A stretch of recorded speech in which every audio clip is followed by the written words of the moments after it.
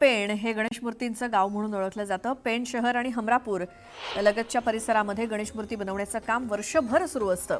आकर्षक रंगसंगती आणि सुबक मूर्तींसाठी देश विदेशातून इथल्या गणेश मूर्तींना मोठी मागणी असते, ज्या माध्यमातून दरवर्षी जवळपास 100 कोटींची उलाढाल होते। 20 ते 25 हजार लोकांना ज्या माध्यमातून रोजगार उपलब्ध होत असतो। तर पेणच्या अर्थकारणाला गती देणाऱ्या या व्यवसायाची सुरुवात नेमकी कशी आणि कधी झाली याचा थोडक्यात आढावा घेऊयात।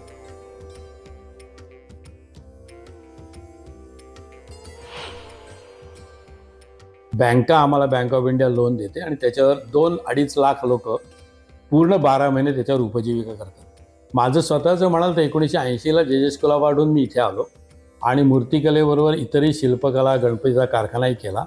2000 सालापासून असं झालं की मला एक योग आला आणि मी स्वित्झर्लंड, जर्मनी, हॉलंड अशा युरोपच्या वेगवेगळ्या म्युझियममध्ये शिकवतो, लेक्चर्स देतो।